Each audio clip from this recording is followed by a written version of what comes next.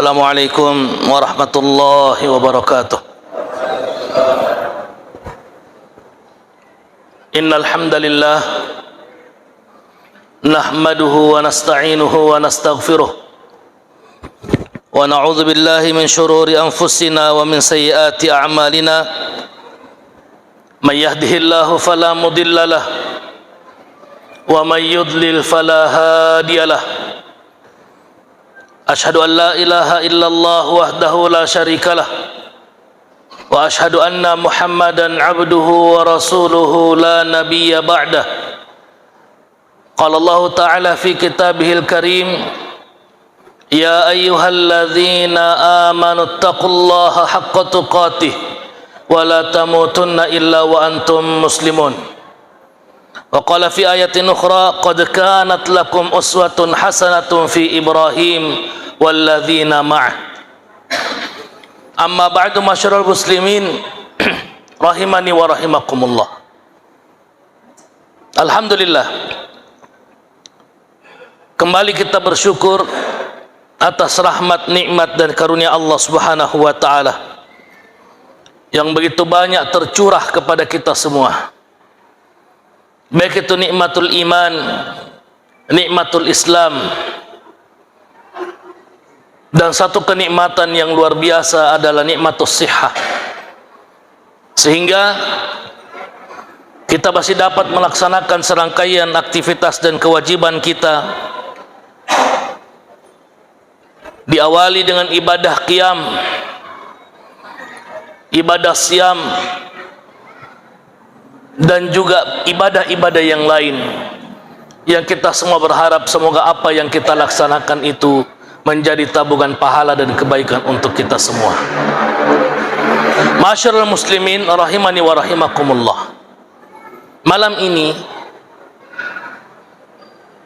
sengaja saya tidak membawakan tema yang berkaitan dengan Ramadan,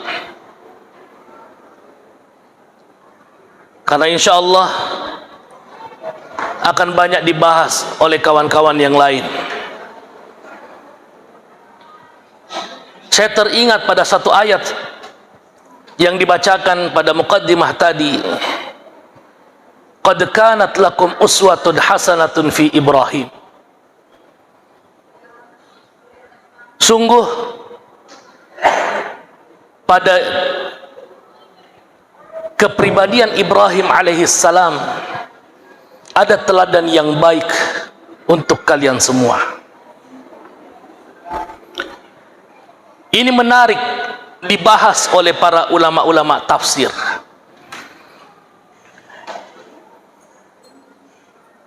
Karena secara spesifik Allah Subhanahu wa taala menyebutkan bahwasanya pada pribadi Ibrahim ada uswah hasanah.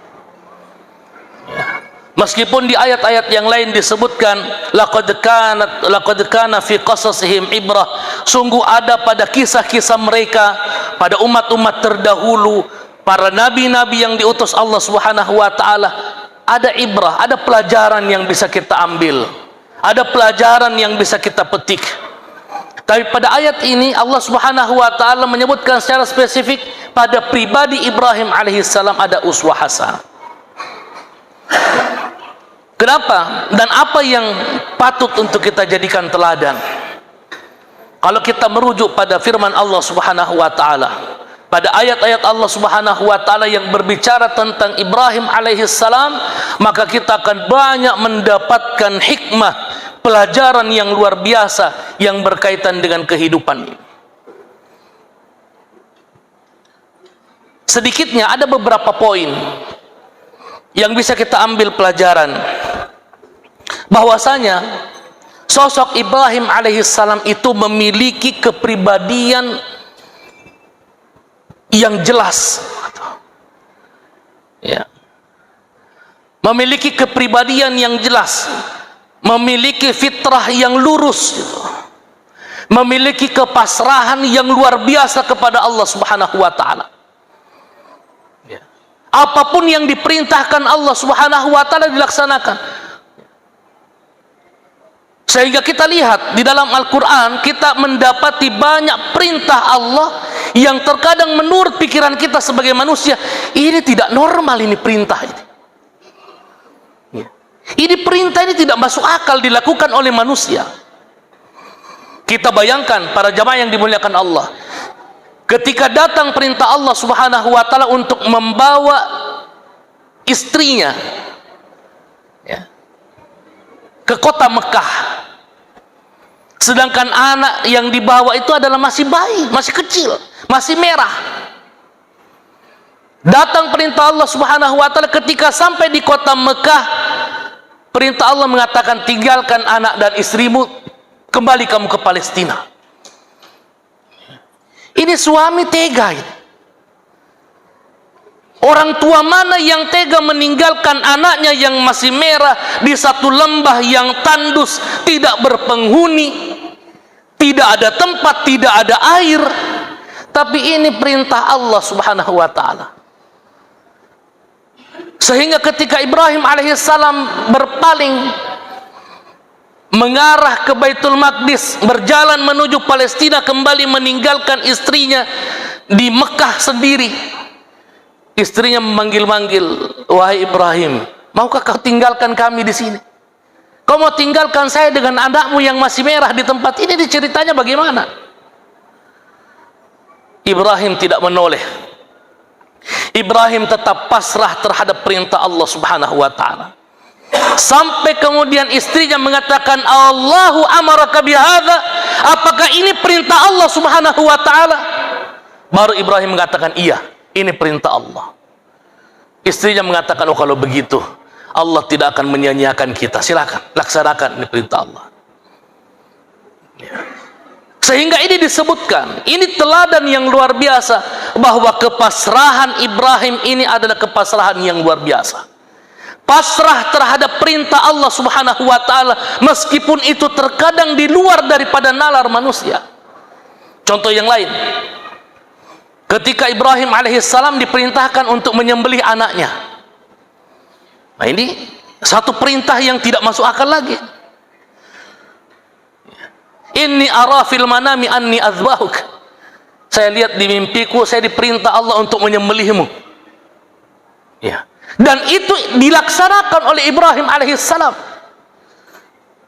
Siap Ibrahim, karena ini adalah perintah Allah Subhanahu wa taala. Makanya kalau kita berbicara tentang konsep kepasrahan dalam beragama, itu merupakan tingkat yang paling tinggi.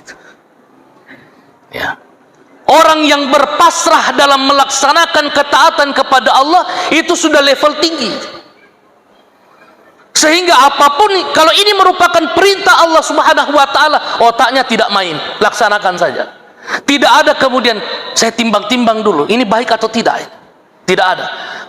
Orang yang memiliki kepasrahan itu adalah orang yang memiliki level tinggi dalam keimanan. Sehingga Allah Subhanahu wa taala berfirman, "Wa man ahsanu dinan mimman aslama wajhahu lillah." Siapa lagi yang paling baik agamanya melebihi daripada orang yang memasrahkan dirinya kepada Allah? Kita diperintahkan salat, kita diperintahkan berkorban, kita diperintahkan untuk berdakwah. Ya. Itu level tinggi. Sama dengan tingkat keimanannya Ibrahim alaihissalam yang kepasrahannya luar biasa. Dan itu Allah Subhanahu wa taala mengakui dalam Al-Qur'an. Idz qala lahu rabbuhu aslim. Ingatlah ketika Allah Subhanahu wa taala berfirman kepada Ibrahim, berserah dirilah kamu kepada Allah Subhanahu wa taala. Apa jawaban Ibrahim? Aslamtu li rabbil alamin. Saya berserah diri kepada Allah Subhanahu wa taala, penguasa alam ini.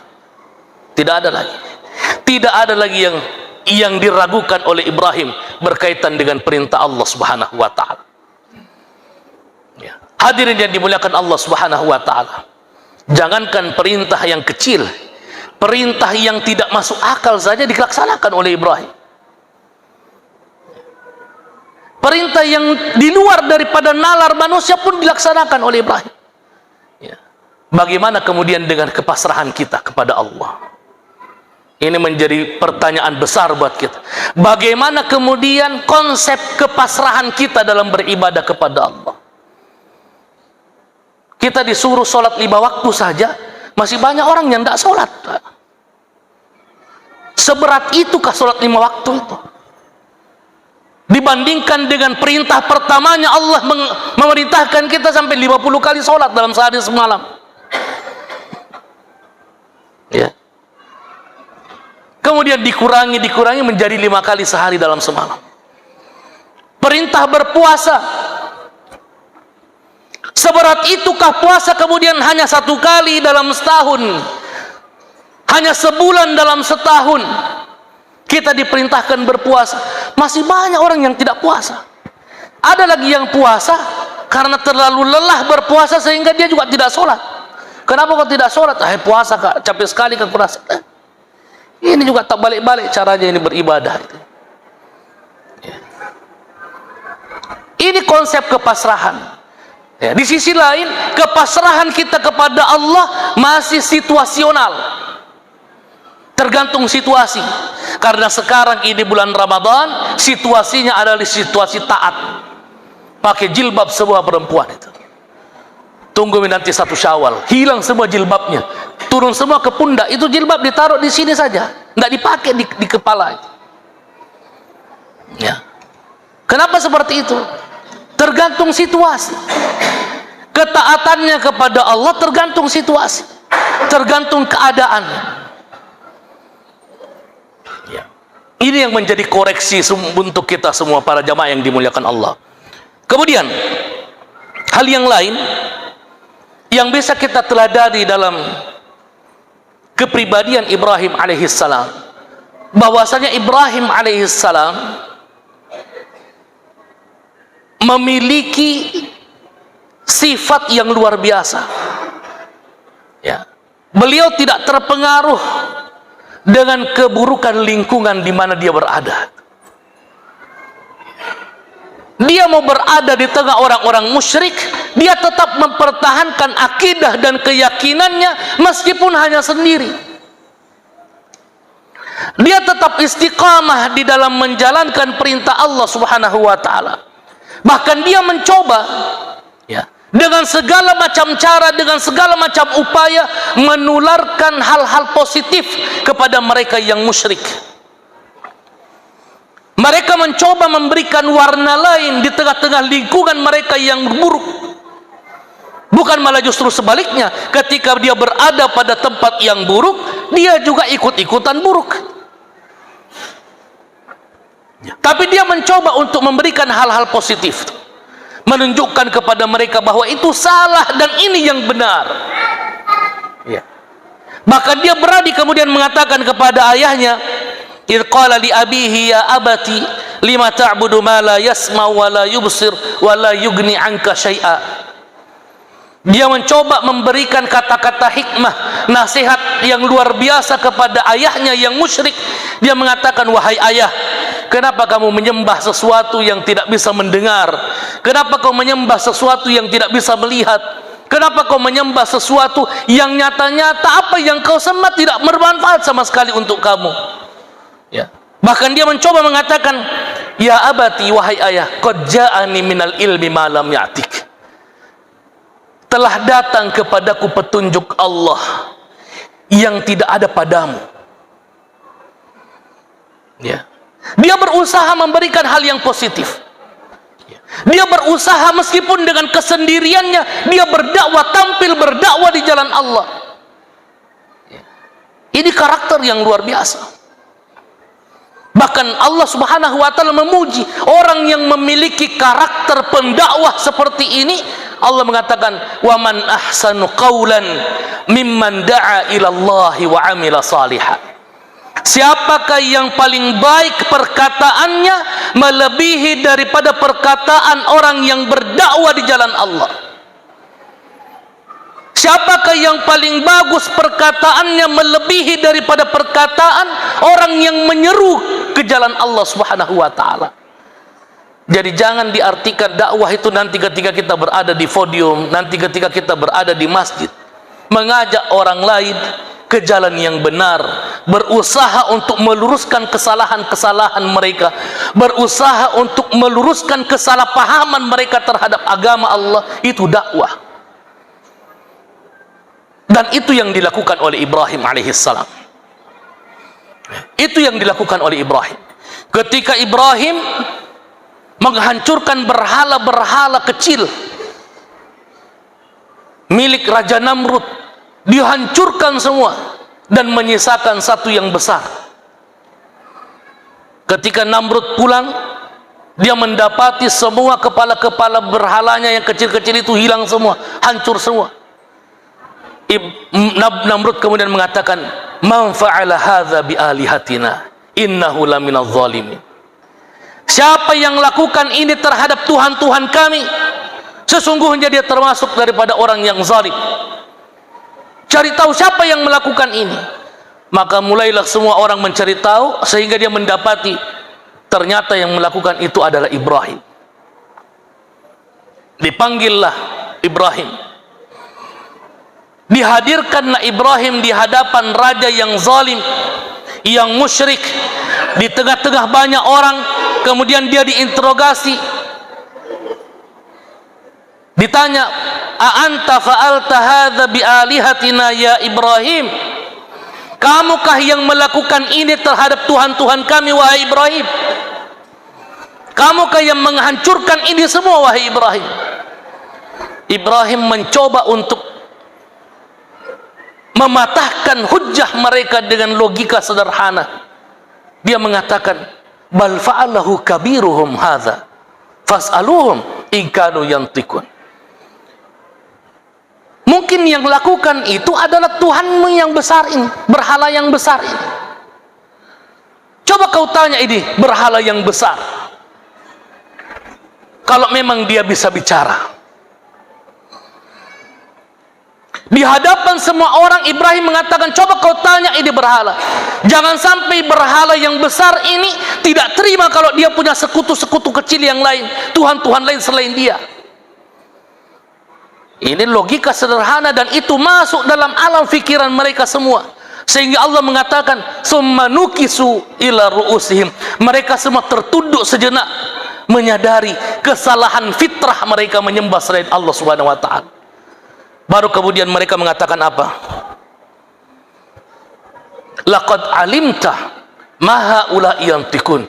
Wahai Ibrahim, mu tahu itu tidak bisa bicara. Kenapa kau suruh saya lagi tanya dia? Laqad alimta ma haula'i yantiqun. Kau tahu persis bahwa ini tidak mungkin bicara, tidak mungkin diajak berbicara.